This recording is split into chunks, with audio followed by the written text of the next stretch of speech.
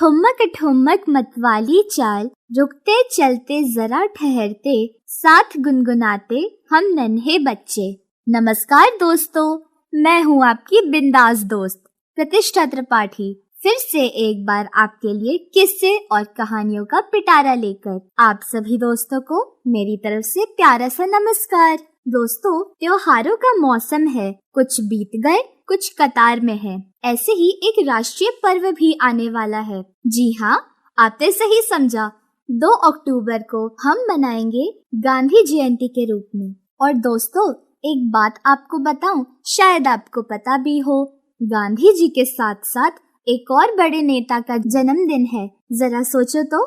जी हाँ, आपने सही समझा, वह है लाल बहादुर शास्त्री जी। वो आजाद भारत के दूसरे प्रधानमंत्री थे। अब जब हम बात राष्ट्रीय पर्व की करें तो हम बापू को कैसे भूल सकते हैं। उनके अहिंसा, सत्य, धर्म के सिद्धांतों ने अंग्रेजों को देश छोड़ने पर मजबूर कर दिया। 2 अक्टूबर को उनकी जयंती है। चलो सुनते हैं उनके जीवन का एक प्रेरक प्रसंग। एक बार एक औरत अपने छोटे बच्चे को लेकर बापू के पास आई और कहा, बापू, मेरा बेटा बहुत मीठा खाता है, जिससे इसका पेट दर्द होने लगता है। आप इससे कहेंगे तो ये जरा मीठा खाना छोड़ दे। गांधी जी ने कहा, 1 हफ्ते बाद फिर से वापस आना। 1 हफ्ते बाद वो महिला फिर से अपने बच्चे को लेकर आई। तब बापू ने उस बच्चे को कहा, बेटा, ज्यादा मीठा खाने से सेहत को नुकसान होता है, मत खाओ। ये सुनकर उस औरत ने कहा, बापू, यही बात आप उस दिन भी कह सकते थे, फिर 1 हफ्ते बाद क्यों कहा? गांधी जी ने कहा, मैं खुद बहुत मीठा खाता था, इसलिए उससे कहने से पहले मैंने खुद खाना छोड़ा। जब मैं स्वयं ही वह काम करूँगा तो दूसरों को उस बात के लिए मना कैसे कर सकता हूँ। ऐसे आदर्श स्थापित करने वाले थे हमारे बापू। साथ ही उन्होंने स्वच्छता पर भी बहुत बल दिया। अपने कार्यों से दूसरों को भी प्रेरित किया, केवल अपने ही देश में नहीं बल्कि दक्षिण अफ्रीका यानी साउथ अफ्रीका में भी, जहां वो वकालत की पढ़ाई करने गए थे। दोस्तों, साफ सफाई तो हमारे स्वास्थ्य जीवन शैली का हिस्सा है। आप खाना खाने से पहले और बाद में कहीं बाहर से आए तो हाथ अवश्य धोते ही होंगे, है ना? हाथ साफ तो शरीर रोग मुक्त। तो आइए आपको सुनाती हूँ गांधी जी का पसंदीदा भजन। भजन के बोल हैं, वैष्णव जन तो वैष्णव जन तो तेने कहिए जी, पीढ़ पराई जाने रे। वैष्णव जन तो तेने कहिए जी, पीढ़ पराई जाने रे। पर दुखे उपकार करे तो है, मन अभिमान नाने रे। वैष्णव जन तो तेने कहिए जी, पीढ़ पराई जाने रे। सकल लोकमा सहुने वंदे, निंदा न करे के नीरे। वाछ काछ मन निश्चल राखे, धन धन जननी तेनी रे। वैष्णव जन तो तेने कहिए जी, पीढ़ पराई जाने रे। समदृष्टि ने तृष्णा त्यागी, पर स्त्री जेने मात रे। जीवा थकी असत्य न बोले, पर धन न वझा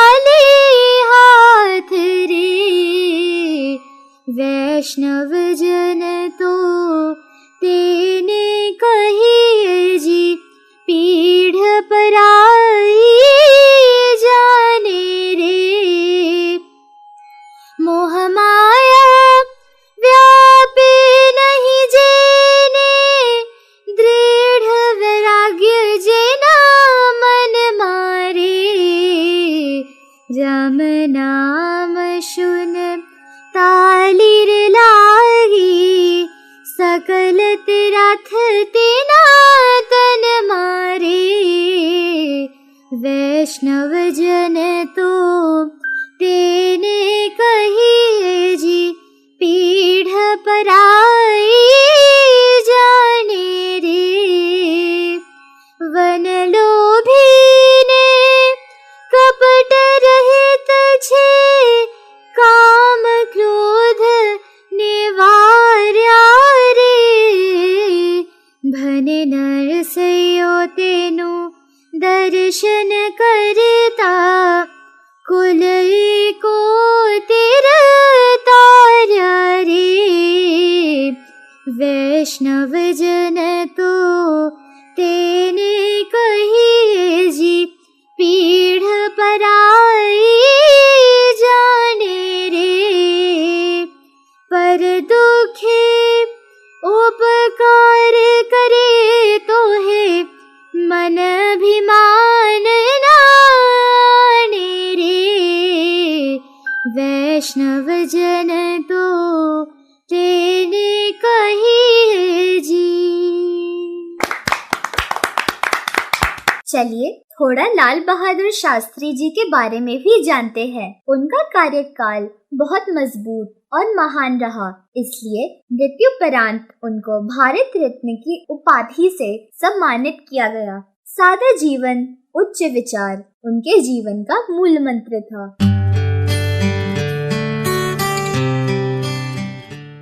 बच्चों, आपको मालूम है ना कि 2 अक्टूबर का दिन किस लिए मनाया जाता है? जी हाँ, मुझे मालूम है, सारे बच्चों के चेहरे पे मुस्कुराहट आ गई है। तो बच्चों, बिल्कुल सही सोचा। 2 अक्टूबर का दिन हमारे देश के राष्ट्रपिता महात्मा गांधी के लिए और हमारे देश के दूसरे प्रधानमंत्री श्री लाल बहादुर शास्त्री के नाम समर्पित होता है। बातें बहुत सारी बताने की हैं, तो लाल बहादुर शास्त्री जी ने भी कुछ बोला है। और बच्चों, आपको सबको मालूम है कि लाल बहादुर शास्त्री जी ने ही जय जवान जय किसान का नारा दिया था। तो जय जवान और जय किसान का नारा उन्होंने कब दिया? उन्हीं के स्वर में सुनते हैं जब उन्होंने जनसभा को संबोधित करते हुए ये नारा दिया। ये जो स्वराज्य आया है उसे हम मजबूती से अपने पास रखेंगे, ताकि कोई दूसरा हमारी तरफ टेढ़ी नजर भी उठाकर देखे तो हम उसका पूरी तरह से मुकाबला कर सकें। मैं आपसे कहूंगा कि 2 नारे आज लगें। 2 नारा अगर आप लगाएं तो वही असली नारा है आज देश की जरूरत के मुताबिक। एक तो जय जवान का और दूसरा जय किसान का। ये 2 नारे मैं समझता हूं कि आज हमारे देश के लिए जरूरी है। एक जय जवान और एक जय किसान, और फिर उसी से सारे देश का एक जय हिंद का नारा लगता है। तो मैं आपसे ये 3 नारे आपके सामने कहता हूं, आपसे आशा करूंगा कि आप उसे दोहराएंगे। एक तो जय जवान, जय जवान, जय जवान, जय किसान, जय किसान, जय किसान, जय हिंद, जय हिंद, जय हिंद। अरे वाह, ये सुनकर तो बहुत मजा ही आ गया। दोस्तों, अन्न तो जीवन का आधार है। भारत में अन्नदान को महादान कहा गया है। अन्न केवल भूख ही नहीं मिटाता, बल्कि बुद्धि और व्यक्तित्व का निर्माण भी करता है। अरे बातों बातों में मैं ये तो भूल ही गई थी कि हमारे स्टूडियो में एक नटखट सा बाल कलाकार भी बैठा हुआ है, जिसका नाम है पद्मनाभ त्रिपाठी, जो हमें एक गीत सुनाने जा रहे हैं।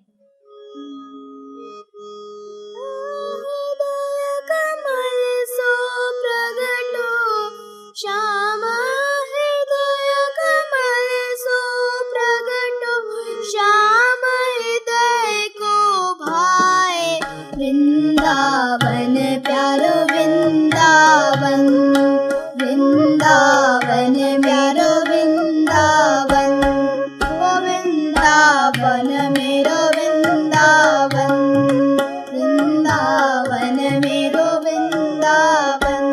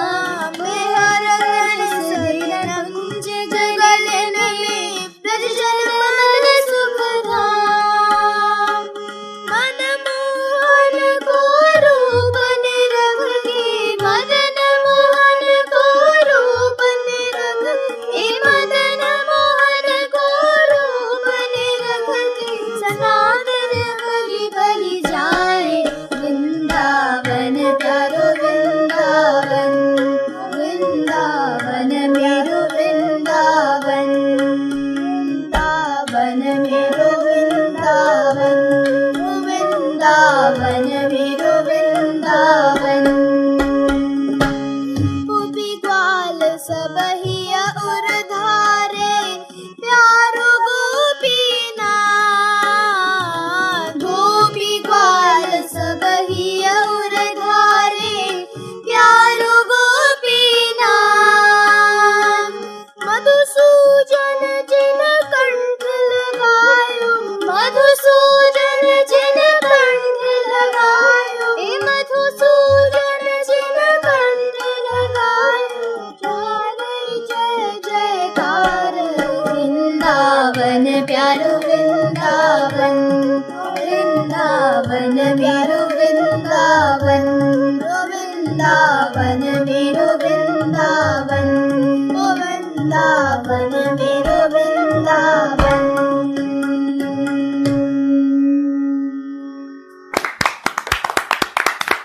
अरे वाह पद्मनाभ, आपने तो ये बहुत ही अच्छा भजन सुनाया, आनंद ही आ गया। जैसा खाओगे अन्न वैसा होगा मन, जैसा खाओगे भोजन वैसा बनेगा जीवन। ये तो आप सभी ने सुना ही होगा। साईं इतना दीजिए जामे कुटुंब समाए, मैं भी भूखा ना रहूं साधु भी भूखा ना जाए।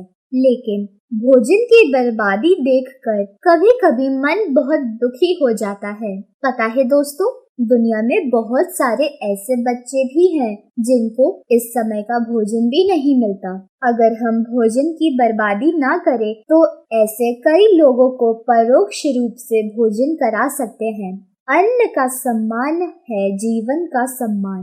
29 सितंबर को international food and waste awareness day के रूप में मनाया जाता है। अब ये जानकर मैंने भी अपने आप से एक वादा किया है। पता है क्या? अब से खाने की बर्बादी नहीं करेंगे, चाहे वो हरी सब्जियां हो या बाजरा ज्वार की रोटियां। अच्छी सोच है ना दोस्तों? तो आइए अब हम एक कहानी सुनते हैं। पंचतंत्र की कहानी, चतुर खरगोश और घमंडी शेर। किसी जंगल में एक बहुत ही घमंडी और खूंखार शेर रहता था। वह शेर इतना खतरनाक था कि कोई भी जानवर उसके सामने आता तो उसे वह मार देता था।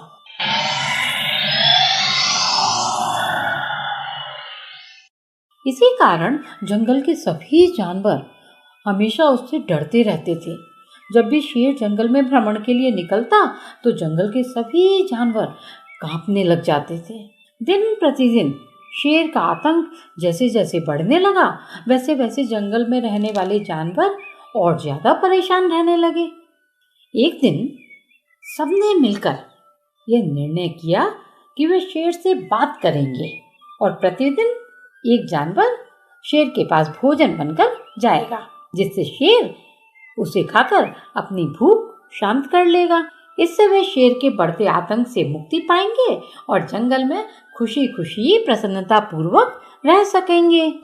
जब सभी जानवरों ने ये प्रस्ताव शेर के सामने प्रस्तुत किया तो शेर बहुत प्रसन्न हुआ और मनी मन सोचने लगा कि अब उसे आराम से बैठे बिठाए भोजन मिल जाएगा, कोई मेहनत भी नहीं करनी पड़ेगी। शेर ने यह प्रस्ताव सुनते ही तुरंत इसे स्वीकार कर लिया और कहने लगा, ठीक है, जैसी तुम्हारी मर्जी।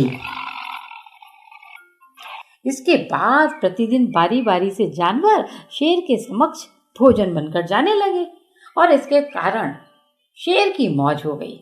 उसे तो बड़ा मजा आ गया, क्योंकि अब तो उसे शिकार करने की मेहनत ही नहीं करनी पड़ती थी और बैठे बिठाए भोजन उसके पास आ जाता था। कुछ दिन इसी तरह बीत जाने के बाद अब बारी आई एक खरगोश की।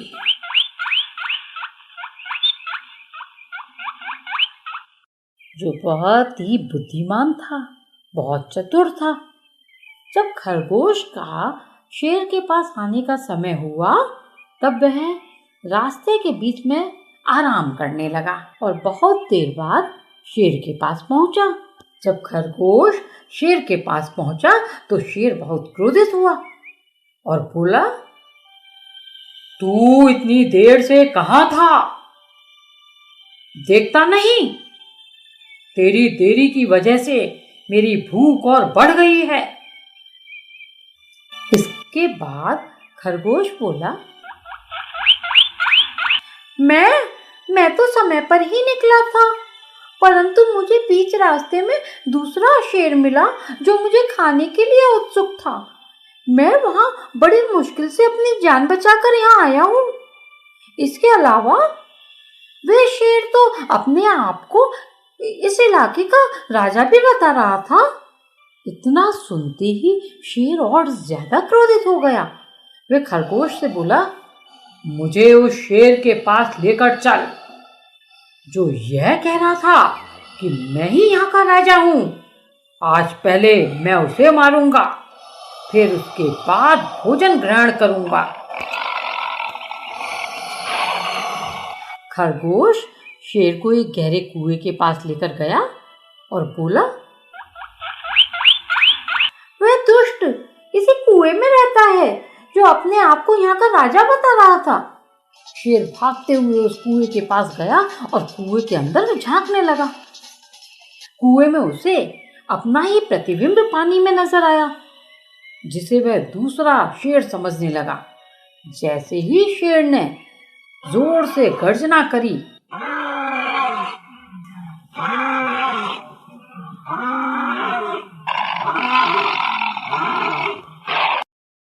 वैसे ही उसकी आवाज टकराकर वापस आई।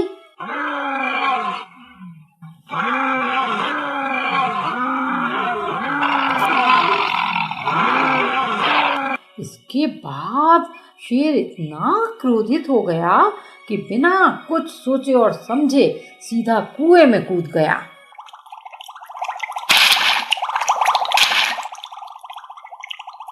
कुएं में कूदते वह छटपटाने लगा और छटपटाने के कुछ समय पश्चात ही उसकी मृत्यु हो गई। ये सब देखकर खरगोश बहुत खुश हुआ और जंगल के अन्य जानवरों को शेर की मृत्यु का समाचार देने लगा। जंगल के सभी जानवर खुश हो गए और खरगोश की जय जयकार करने लगे।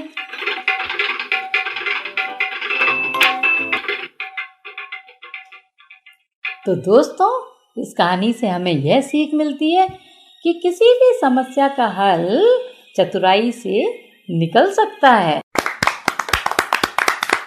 अरे वाह दीदी, आपने तो बहुत ही अच्छी कहानी सुनाई। दोस्तों, हम इंफॉर्मेशन के युग में जी रहे हैं। क्या आपको भी आश्चर्य होता है ये देखकर कि हम रोज कितना ही जानकारियाँ आपस में शेयर करते हैं? मुझे तो बहुत आश्चर्य होता है, साथ ही बहुत मजा भी आता है। घर हो या स्कूल, दोस्तों के साथ मस्ती टाइम या हॉबी क्लासेस, हर जगह जानकारियाँ। इतनी सारी नॉलेज, दुनिया के एक हिस्से से दूसरे हिस्से तक की सारी इंफॉर्मेशन हमें झट से पता चल जाती है। और तो और भाषा भी बैरियर नहीं बनती, ये काम आसान होता है ट्रांसलेशन से। सोचो, अगर ट्रांसलेटर्स ना होते तो हम जान ही नहीं पाते कि एक विषय पर कितने इम्पोर्टेंट फैक्ट्स हमें दूसरी भाषाओं में भी आसानी से मिल सकती है। संत जेरोम की पुण्य तिथि पर मनाए जाने वाले विश्व अनुवादक दिवस, वर्ल्ड ट्रांसलेटर्स डे, हमें इनकी जरूरत और महत्व को समझाता है। और ये कब आता है? 30 सितंबर को। दोस्तों, क्या आप जानते हैं कोई और दूसरी भाषा? मुझे तो इंग्लिश और फ्रेंच आती है, जैसे कोमेवू आपेलेवू मतलब आपका नाम क्या है, और जमापेल प्रतिष्ठा यानी मेरा नाम प्रतिष्ठा है ना मजेदार?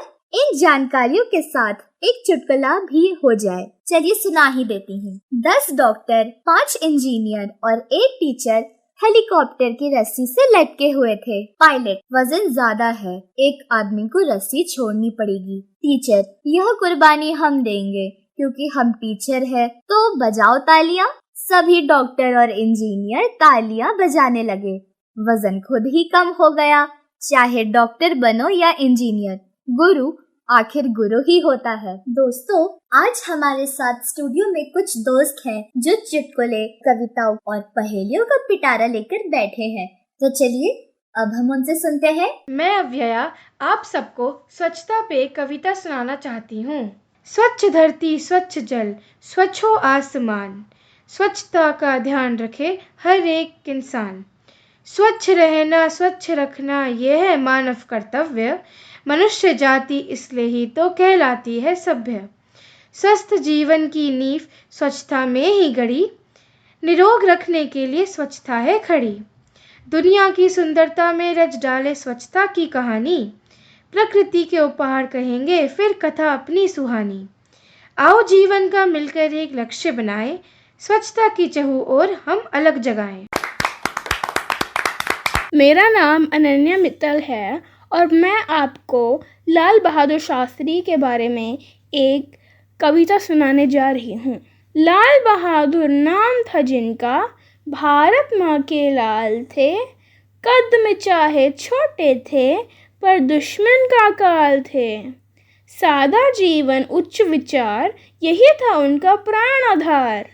बचपन जिनका कष्ट भरा था, पर निश्चय में बहुत खरा था। जवान किसान संग खड़ा किया था, नारा जिसने हमें दिया था। जय जवान जय किसान, जय जवान जय किसान। धन्यवाद। नमस्कार, आज मैं अन्वी पाठक आपके सामने लाल बहादुर शास्त्री जी के ऊपर एक कविता प्रस्तुत करने जा रही हूँ। मुगल सराय में जन्मे लाल बहादुर, सादगी से भरा उनका सफर था सुंदर। पिता का साया बचपन में ही छूट गया, माँ ने मेहनत से ऊंचाइयों तक पहुंचाया। विद्या पाठ से मिला शास्त्री का नाम, देश की सेवा में अर्पित किया हर काम। नेहरू ने कहा यह सच्चा नेता, शास्त्री जी का हर कदम था अनमोल और सच्चा। शास्त्री जी की सादगी से चमकता था देश, जय जवान जय किसान का था उनका संदेश।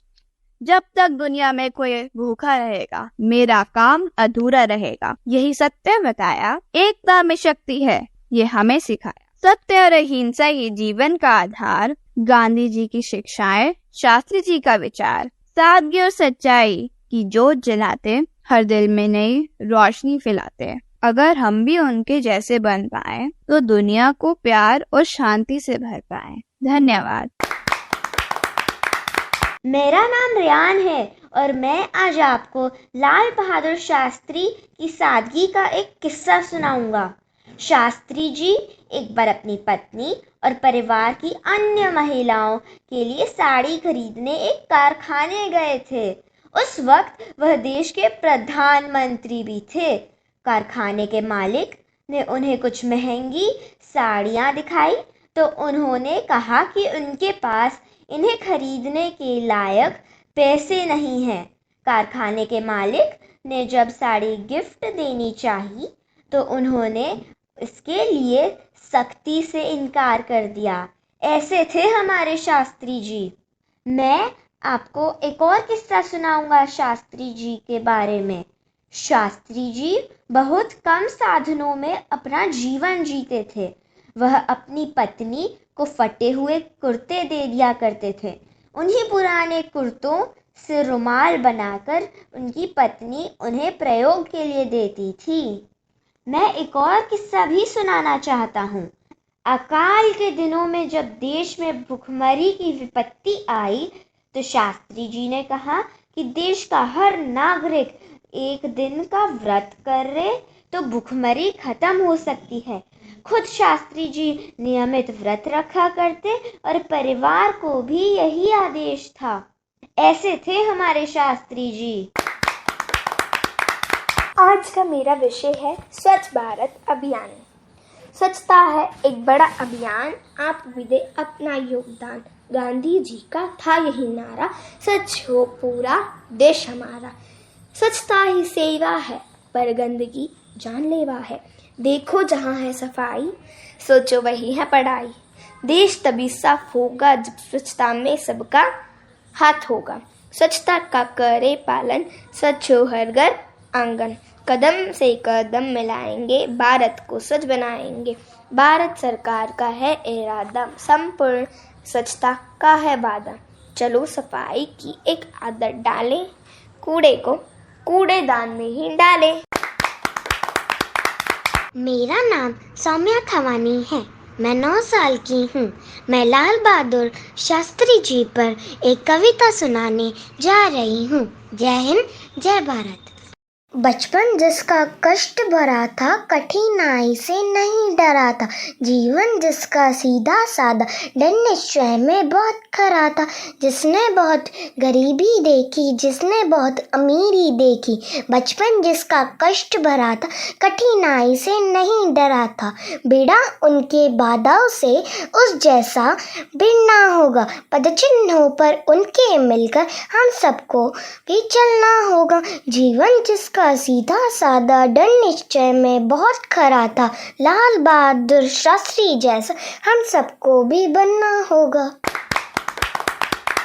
अरे वाह, ये सुनकर तो बहुत मजा ही आ गया। मुझे पूरा यकीन है कि आप सभी ने भी बहुत एंजॉय किया होगा। समय हो चला है आप सबको बाय बोलने का। आपसे बातें करने में मुझे बहुत मजा आता है, लेकिन क्या करे, समय अपने मन की ही करता है। दोस्तों, आज के लिए अपनी दोस्त प्रतिष्ठा को दीजिए इजाजत। फिर मिलेंगे नए नए किस्से, कहानियाँ और ढेर सारे मनोरंजन के साथ। समय कैसा भी हो, हौसले बुलंद रखना। फिर मिलेंगे। चलते चलते वादा ये याद रखना। जय हिंद।